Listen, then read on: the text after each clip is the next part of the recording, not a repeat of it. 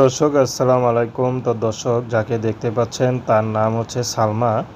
সালমার এখনও বিয়ে শাদী হয়নি। সালমা একটু দেখতে কালো হলেও কাটিং কিন্তু ভালো আছে।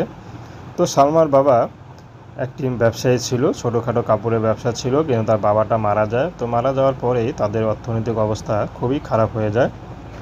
তো বর্তমানে সালমার মা আছে, ছোটো একটা ভাই আছে। তো সালমার বিয়ে হচ্ছে না, কারণ সালমা দেখতে একটু কালো, কিন্তু যা কালো হলেও মনটা অনেক ভালো।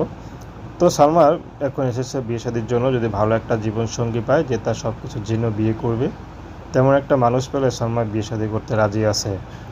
সালমাকে জিজ্ঞেস করা হয়েছিল, যেহেতু আপনি ইউটিউবে এসে পড়েছেন, তো আপনাকে তো অনেক ধরনের পুরুষরা ফোন দিবে, অনেক বয়সের পুরুষরা ফোন দিবে, তো আপনি কাকে বেছে নেবেন? তো সালমার একটি কথা, যখন ইউটিউবে এসে পড়েছি তখন আর কিছু করার নেই। তো আমাকে যে বয়সের মানুষে ফোন দেখ না কেন, বিবাহিত হোক সমস্যা নেই, যদি তার মনটা ভালো হয়, তার সাথে কথাবার্তায় বনে, অবশ্যই তার সাথে আমি সংসার করব। তো সালমার পড়াশোনা খুব ইচ্ছা ছিল, কিন্তু 5 পর্যন্ত পড়াশোনা করেছে। তার ছোটো ভাই বর্তমানে মাদ্রাসায় পড়ে। তার সংসারটা তার মার ইনকামে বর্তমানে চলে কোনো মতে।